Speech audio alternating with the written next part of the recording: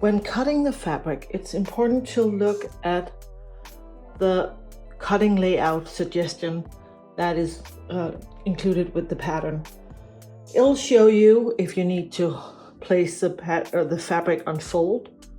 Here I have the fold over here, and I have the selvages here. Or if you have, if you play a single layer, or if you make a double fold, which is what I'm gonna do here. If you're gonna make the top and have a center back seam and the vent and the button in the back, you're going to want to cut your back piece without being on the fold. This is my knit fabric, knit pattern. I have, this is the Kirsten tee. If you're using the Freja top, you can see that if you want to cut it on fold, you will just fold this seam allowance back, because that is what makes it, that gives you room to stitch if you have a center back seam. If you want to cut it on fold, you can do that. Just make sure to get the center back seam out of the way. Another thing I just want to mention, if you decide to do the Freja top with knit fabric, you can totally go down a size or two. But I am going to cut a Kirsten tee from this knit fabric. And to do that, I'm going to place the fabric with double fold. So I'm going to do the Kirsten tee, and I'm going to have to cut both the back piece and the front piece on the fold. So I have folded the fabric so that it kind of meets in the middle, and I have a fold at each side. And this will work for most sizes, depending on the width of the fabric.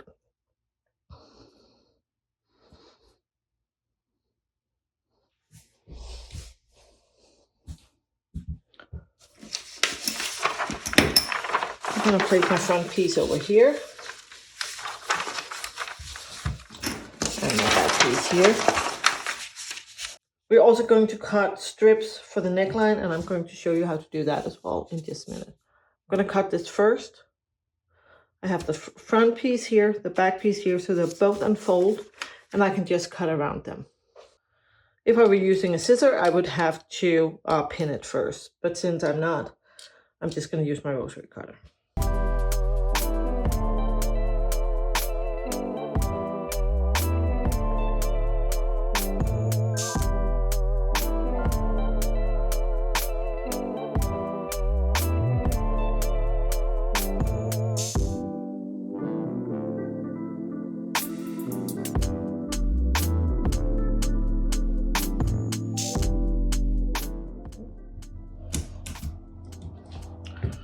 So I have my two pieces cut out, as I did for, let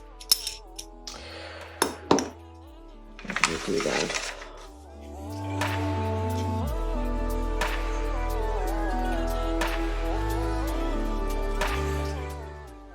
I don't even know what project it was. Okay, so since I cut a plain fabric, I'm just gonna mark the wrong side of the fabric with tape, as I've shown you before. And this is the back piece, and this is the wrong side I have up. So I'm just going to do that here and do that on the front piece as well. If you sew a knit t-shirt or a knit top, we are also going to need some kind of binding for the neckline and maybe for the armholes, although you can't just hem the armholes. And we're going to cut that not on the bias as we did for the woven. We're just going to do it on perpendicular to the grain line. And I'm going to make it the same size. So 1.5 inches, 4 centimeters is a good size. Just going to cut. I have the fold over here.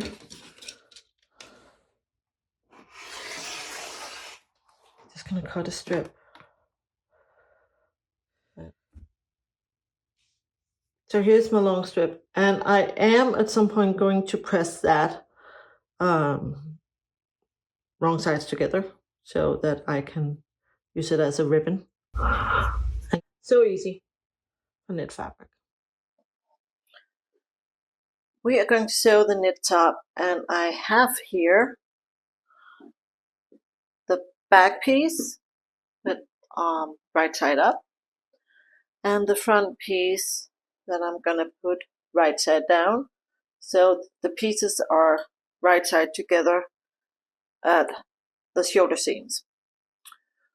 I did not cut a center back seam for this knit top, as you know. So if I had, I would have sewn that first. I'm just going to place a couple of pins. When you're sewing this top, you can use your standard sewing machine. And for seams that don't need to stretch, like the shoulder seams and the side seams, they don't need to stretch. So for these, you can just use slightly longer straight stitches, or you can use a zigzag stitch. I like to use a slightly longer zigzag and narrow. So long and narrow zigzag, that will stretch a little bit if needed.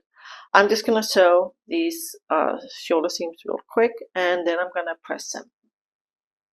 I have sewn the shoulder seams, and I just want to mention another thing. If you want to sew an elastic seam or stretch seam with your sewing machine, a very nice help that's a recent development, so that's why I didn't think about it before, is this thread that's called Seraflex. It's from Mettler, and it has a little bit elasticity to it, so that you can use it in your normal sewing machine with a straight stitch and get an elastic or a stretchy seam that's good enough for knits. It's I'm going to link, I have an article on my blog about this type of thread and how to use it, and where I've tested it, and I'm going to link to that in the notes down here. One thing to keep in mind, that's a good help if you want to sew a lot of knits. Anyway, I've sewn the shoulder seams, I've pressed the shoulder seams, and my next step before I move on is to finish the sleeve hem. And what I'm going to do, because it's just so much easier to do that before I sew the side seams. So I'm basically just going to knit doesn't ravel. So I can just turn this in, and I'm going to press it with the iron. And it's 3/8 of an inch, which is included in the pattern. And I'm just going to pin this. Because it's a hem, I like it to be a little bit stretchy, because my arm is going to stretch it out when I put it on in some cases. So in this case, I'll use a zigzag stitch on my sewing machine to sew it. And I've actually already done it over here. So you can see I've folded and pressed this in, and I've stitched it. And this is what it looks like from the right side. So it's a zigzag that's about 3.5 wide and 3 long. And it's stretchy enough that it won't pop when I put on the top. Both sleeve hems are done. So it's time to do the side seams. Place front and back together at the side seams, like so. And I'm going to pin. Now I'm going to sew the side seams, and we go almost into the sleeve here, to the side seam, and then I'm going to press the seams. Now we want to do something about the neckline here. And to do that, we're going to add a self-fabric ribbing. Remember that strip I cut that was 4 centimeters or 1.5 inches wide? And I cut that and I pressed it wrong sides together so that I have this folded edge, now this folded strip. And this is the neckline that I'm going to add it to. But first I gotta figure out how long to cut the strip. And to do that, I'm going to measure the neckline, and I'm going to do that by aligning the shoulder seams here. And now I have a center front here and a center back here, and I have the shoulder seams. And I might as well just mark the center back and the center front now that I'm here. I'm going to need that in a little while. So now that I have that, I'll just measure the neckline, and I put my measuring tape to stand upright, and then I put it along the seam line, so about 3/8 of an inch or a centimeter in, right? And this is 32.5 centimeters, and that is 12.75 of an inch long, but this is only half of the neckline, so I have to double that. So I just fold my measuring tape in half, or fold it like this, and then I can read here. You can see that if I wasn't able to calculate it by myself, that it's 65 centimeters or 25.5 inch. Now that is the length of the neckline. To keep that neckline from gaping when we sew the binding or the ribbing on to it, we're gonna subtract 15%. So that means I have to cut this about 56.5. And I already did that. So this is the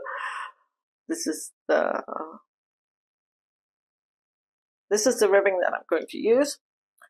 And I have this length that I cut and after I measured it, and now I'm just going to just make it, sew it into a ring by unfolding the thing that I pressed before, placing them right sides together. And I'm just gonna stitch over here to make this form a neckline ring. So here's my ring, and I'm just gonna refold it and repress it as I did before. So now I have my ribbing ring and I have my neckline. And for the neckline, I'm just gonna divide it. This is gonna be where the seam is. I'm gonna call that center back. Just gonna place a pin there. And that means that straight opposite from that, if I fold this, let this fold like I want to, here is center front. I'll mark that with a white pin.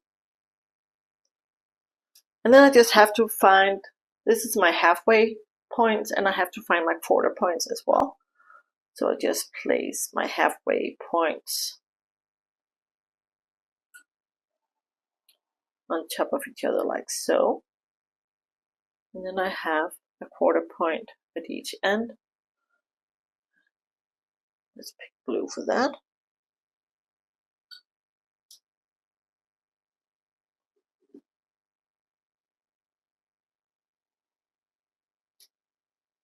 And now I'm going to do the same with the neckline. We have the center back and the center front. Those are the halfway points. Now to find the quarter points, I'm going to align these and then let the seam kind of go out like this. So I have a quarter point here.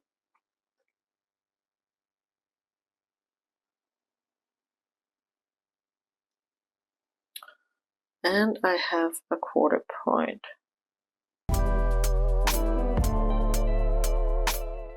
here.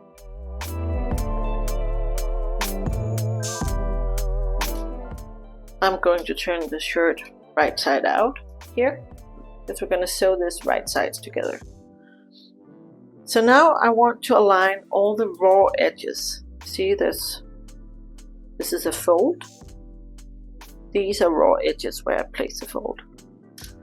So I'm just gonna align the points, the center front points here, pin them together,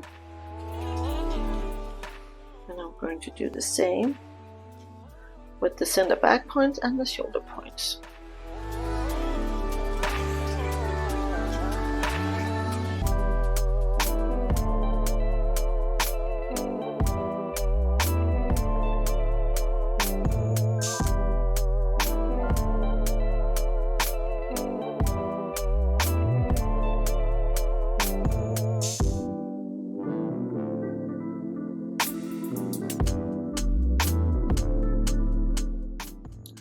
And now that they are matched up, if I wanted to, I could just kind of stretch. See how the binding is obviously smaller than the neckline. So I just stretch